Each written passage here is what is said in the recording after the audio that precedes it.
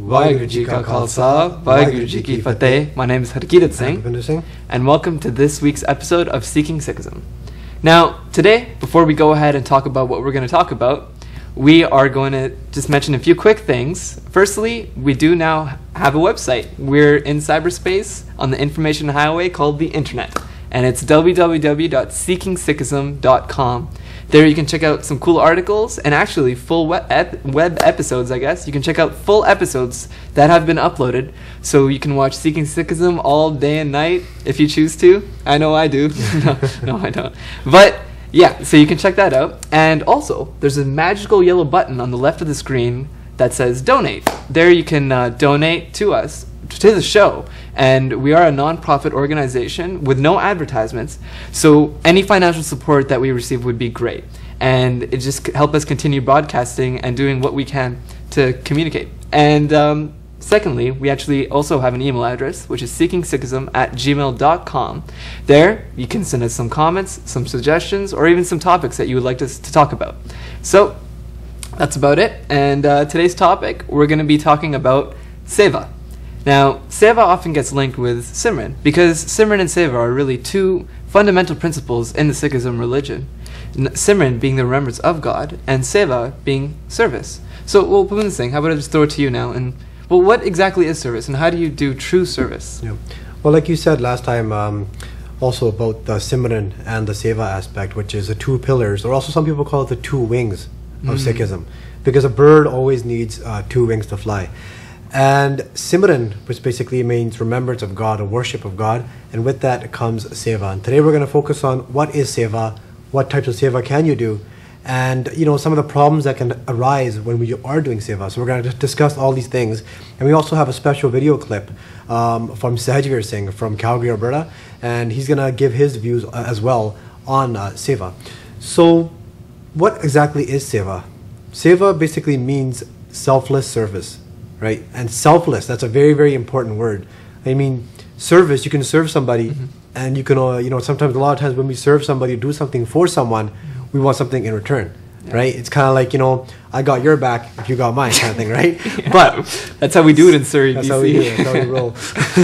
But then there's selfless service, and what that basically means is when you serve somebody and you have no intention of having any acknowledgement or any intention of any reward you want in return, right? So you're doing it just from the bottom of your heart, from the love of your heart, you're doing it, right? And there's a quote that comes from Martin Luther King Jr. And what he says is, everybody can be great because anybody can serve.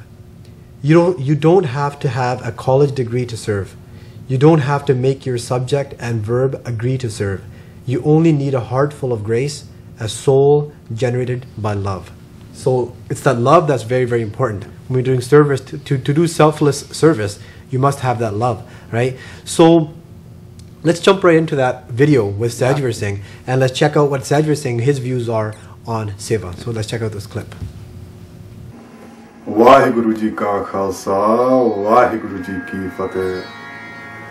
The concept of Seva, or selfless service, it goes very deep, and someone like me who's just a beginner, I'm sure I have my own perception, so that's the only thing I can share with you, but I'm sure there's many other people who have even deeper understandings. But for me, the meaning of Seva, or selfless service, starts from the word selfless.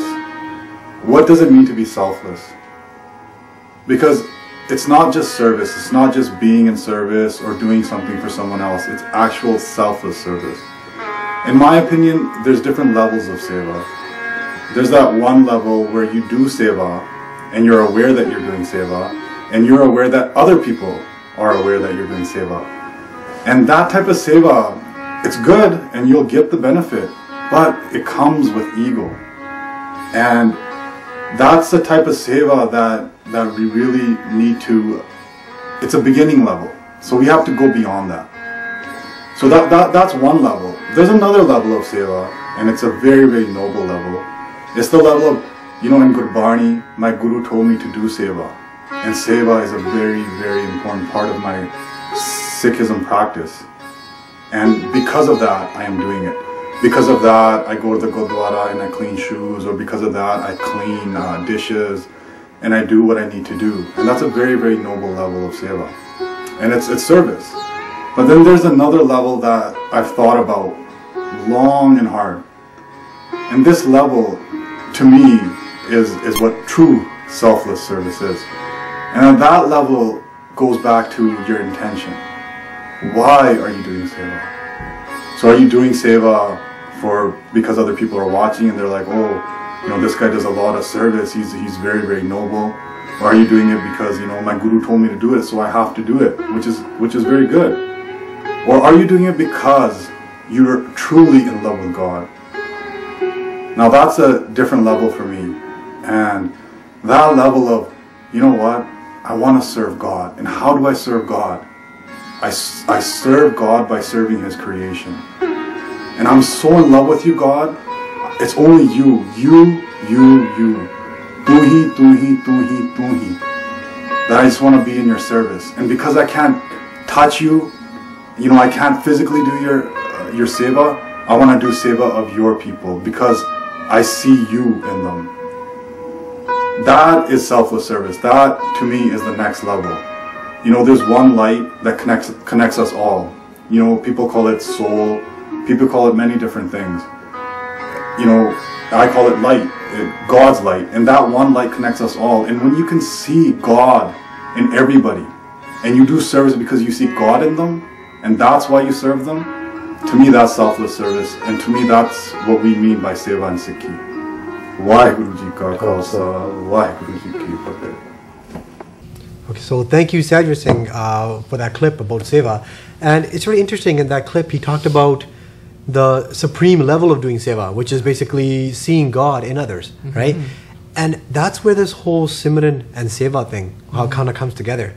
Because what Simran does, when we do Simran basically means remembrance of God. When we worship God and meditate upon God, what happens is we start to realize the presence of God. And we start to see God within ourselves, not just ourselves, but also in others as well, right? So when we start seeing God in others by doing Simran, and then when we do Seva, it makes it just a more impact right there, right? Because you are basically serving God, you're seeing God within others, right? So it's very, very beautiful the way Sajid was saying, explained the intention of doing this Seva, right? And I think at the end of the day, it all comes down to love and seeing God, right? There's a quote that says, if you can't see God in all, you can't see God at all, right? So seeing God in all is basically accomplished, or you can attain to that level by doing Simran, right? And Seva as well. There's also another quote I just want to read out here.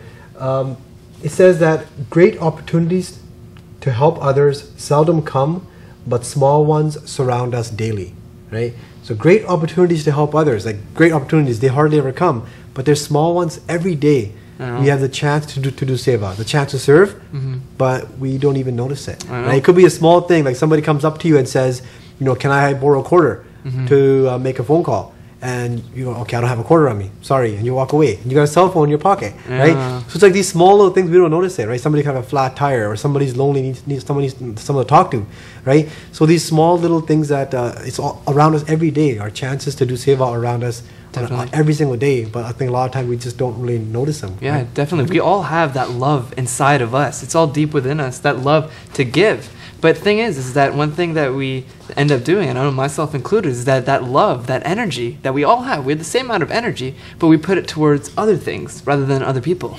We might put our love towards attachment or greed or lust, but instead we should try to strive to put that love towards helping other people and doing Seva, selfless service to them. But Seva, now traditionally the word Seva actually comes from the Sanskrit language, which is an ancient language in India, and Seva at one time meant one of two things. It either meant to worship or it meant to do service. And now when we say to worship, we mean when devotees would worship to a more supreme being, and they would contemplate on the supreme truth and then look within themselves, something that Sikhi really values highly. And also service, which helping other people, like you mentioned before, with the love, helping other things, helping other people, helping other beings. So these two types of service. Now what Sikhism did is that they merged these two meanings, worship and service, together into one meaning, to Seva. Because what Gurbani says is that one cannot do service without worship, and one cannot do worship without service. So both of them are interconnected in that way. Now let's slow down for a second. One cannot do service without worship. What do we mean by that? When we say that, when someone can do service without worship, we mean that when you do true service, when you're really truly helping someone, you're not helping that person, you're helping the God within them. And hence you're worshiping the God within them. You're serving the God within them. Because Gurbarni says not to serve or do seva of man, it's to do seva of God, what's really within, what the eyes can't see. And when we say one cannot do worship without service, we mean that when somebody worships, they're worshiping, they're doing internal seva because they're also helping themselves. They're reawakening their soul to the supreme truth, and they're waking up to their origin, the God within themselves. And also when one worships, their surroundings, the people around them that might hear them worshiping, the people that you might influence when you worship, even that is also a service. So both worshiping and service, they both are interconnected in that way. And it's for us, now it's tough to do service, like you mentioned before. Like sometimes, when you do service, you expect a reward in return. But it's a hard thing to grasp that you don't. You want to do service selflessly. And one analogy that comes to mind is if God was a ginormous ocean, like a big ocean, bigger than the Pacific Ocean, that big. If God was a big ocean and there are people on the shores watching that ocean, there are people on the shores watching that ocean, but only a few dive in to the ocean and get the pearls, the jewels from the bottom of the ocean. So it's up to us to be brave and dive into that ocean to get those pearls, because the brave people, the real brave people, are the people who follow this path, this difficult path of religion, of strong values. Brave people aren't those people who can lift like 100 pounds at the gym, right? I hate those people. No, I'm kidding. No, I love everyone. Yes, but the real brave people are the people who follow that path. So. Yeah. One other reason why we do seva as well, like there's different reasons to do it. One is also to, it's a chance for us to serve people and to see God within all. Like God does not need any help, or God does not need to be served. It's actually it's like for us, right? It's a way for us to build a connection with God, right? To see God within all. But one of the other reasons why we do seva is basically to control our ego as well, right? Because our ego can really get out of hand, right? If we're not controlling it, right? And by doing seva, by going out, doing all types of seva, like there could be seva of, cleaning dishes or cleaning up a place or helping somebody. Just so many different ways to serve people, right? And there's no really right way to serve somebody, or right way to do seva. It all comes down to your intention. Like Sajid Singh said in the video, it comes down to your intention of why you're doing it, right? And controlling the ego is also very important, because our ego or our false self is something that is separating us from God, right? And it's causing that separation. And the more we feed our ego, the more separation we are getting between us and God. And there's a very, very beautiful quote in Sri Guru Granth Sahib Ji, in the scriptures of Sikhism. And the Bhakti is this. It says, Har hai khand reet meh bikhri hathi chuni na jaye keh kabir gurpali bujai kiti hoye kya khaye. And what that means is, it's saying, imagine this, that God is like sugar. God is like sugar sprinkled in sand. So you can imagine yourself on a beach or something like that, and there's sand everywhere, and there's some sugar that's sprinkled in it as well, in a small area. And then it says Hathi chuni na jaye, and what that means is the elephant cannot pick up that sugar. So if an elephant comes up, like an elephant is so big, elephant comes up and tries to pick that sugar up, right, using its trunk, it will not be able to just pick out the sugar and leave the sand behind. It won't be able to do it. It's too big. But in the next line, Kabir Ji says the secret, that the secret of life is this, Kiti hoye kya khaye. And what that means is, become like an ant, and then you can partake of it, right? Becoming like an ant, because an ant can basically crawl around on the sand, and it could just pick out the sugar and leave the sand behind. So what does that mean? Become like an ant, right? What does that mean? Like, it's got elephant, and they got the ant, and it's actually metaphorical. The elephant is representing pride. It's representing our ego, because the elephant is so large, it has a lot of ego, right? And a ant or an insect represents humility, right? So the key here on the path to God is to have humility, right? But it's very hard to have humility, right? Like, it's hard to have love for everyone, right? But it's so important, right? In our life, we have certain people, like, it happens to everyone. will you say I like this person or I hate that person, right? Because it all depends. It all comes back to our ego, right? What people do to us, how they treat us. If people praise us, we like them. If they slander us or they pick out our faults, we don't like them. They lift 100 pounds at the gym, we hate them. Yeah. No, I'm kidding. Yeah, that's amazing. Think about the imagery and the symbolism with the ant and the elephant being this huge thing with pride and the ant being a little thing. One thing that comes to mind is that often in Gurbani, it mentions that even the holiest of holy people, the people with the highest amount of gyan or divine knowledge, even they wish to serve the lowest of the low, the servants of the servants. Even they wish to serve everyone. Because one thing that Sikhism did is that they installed this concept of dignity in often labor. Dignity in labor. Because back in India, before Sikhism, there was a caste system with lower castes doing dirty things and odd jobs that the higher castes wouldn't do. But what Sikhism believes is that everyone's equal, that there is no caste, and that even the work done by a lower caste person, even the holiest of the holy, would strive to do that to become more humble. Because one thing that is really interesting with Seva is internal Seva. We talked about external Seva and doing Seva towards other people and other things, but also the internal Seva within, like lowering your ego. One thing that comes to mind on the flip side is the common phrase is that when you hit somebody, when you strike a blow, the person striking the blow is more hurt than the person receiving the blow. That when you hit somebody, it hurts you more to hit them, to discipline them. And if you look at the flip side of that with Seva, when you do Seva for somebody, the amount of the amount of benefit, the beneficialness of that you receive is immense. It's insane. And Seva is really like a bouncy ball. Once you do Seva for somebody else, that bouncy ball might come back to you. It might go around to somebody. It might go to somebody else. What goes around comes around, right? And it's really interesting how the internal Seva, doing Seva within yourself to reawaken the God within you, and also the external Seva. Now there are many different ways to do external Seva. There's within yourself, within your mind, to help yourself, and also to help other people. The physicalness of Seva, and also through speech and through actions and what you would say to other people. The sharing of the mind.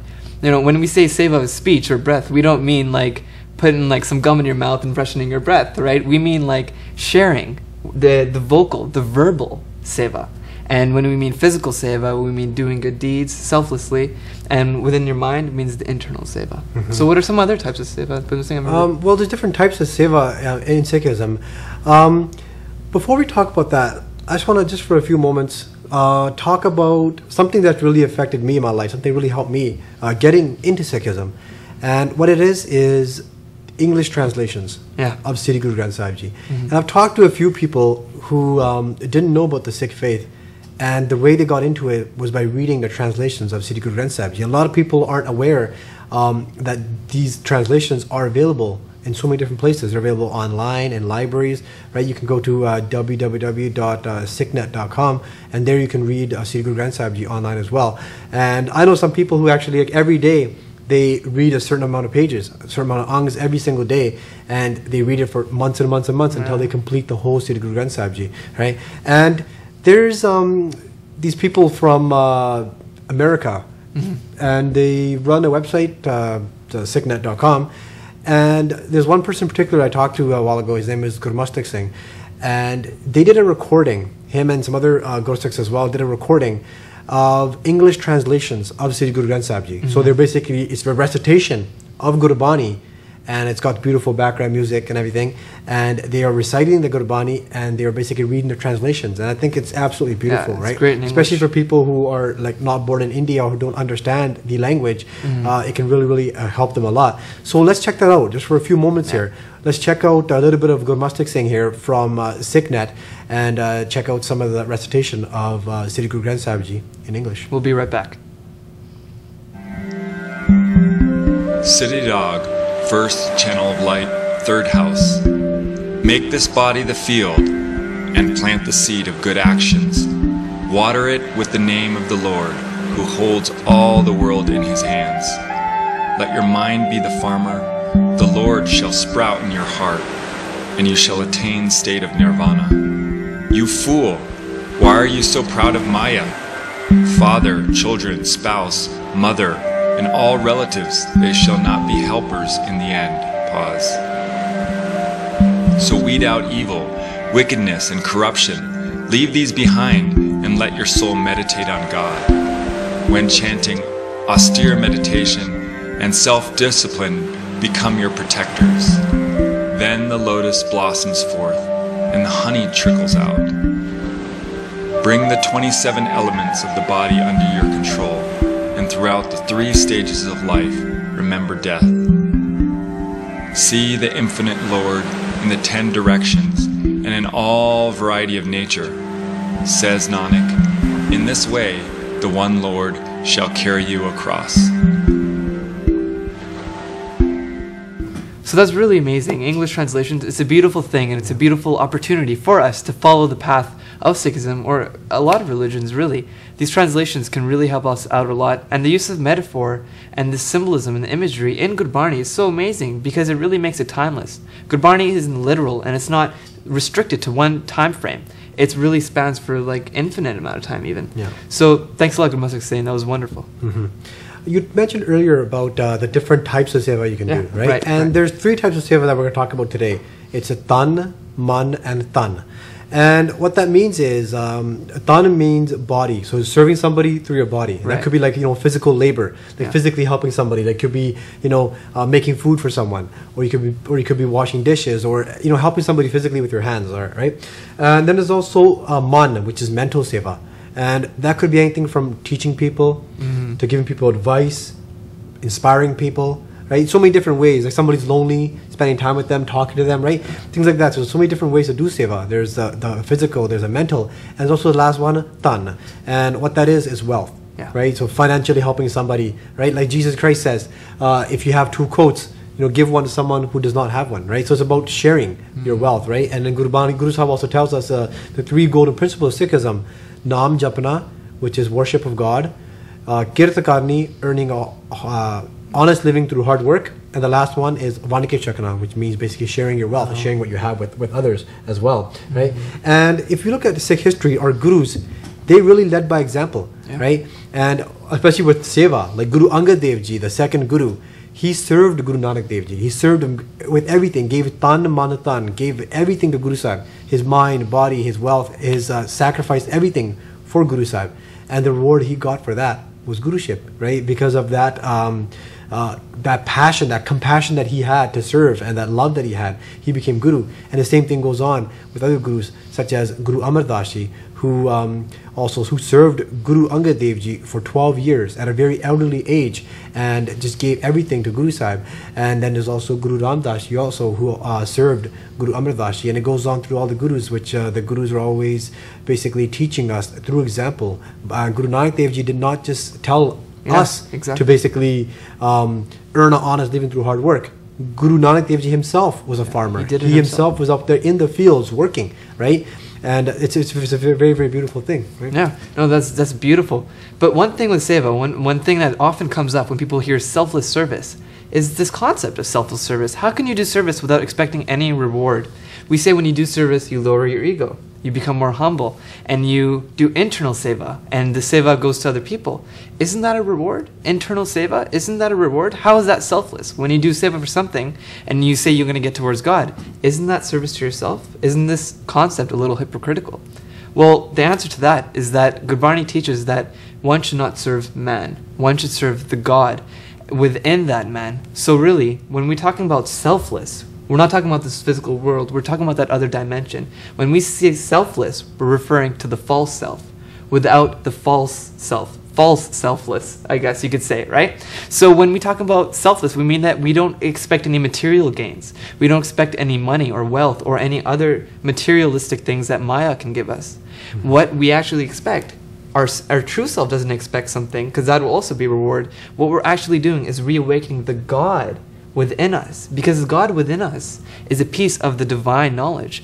The divine knowledge, the divine essence, God, is also within us. So instead of helping ourselves, internal seva, we're actually reawakening the God within us. It's like peeling off the peels of an orange. We're revealing the orange to reveal this beautiful citrus sensation that we can bite into, right? And that's what God is. So, yeah, Punit Singh, take it away, we've got a few minutes. Guru Sahib tells us something, it's a reminder. It says, E sarira mereya, is jag mein aaye kya tud karo kamaya. That since you came into this world, what actions have we done, right? And I think it's very, very important for us to reflect upon our lives and look at ourselves and say where we stand. What have we done since we've been here on earth? We came here on earth to reunite with God.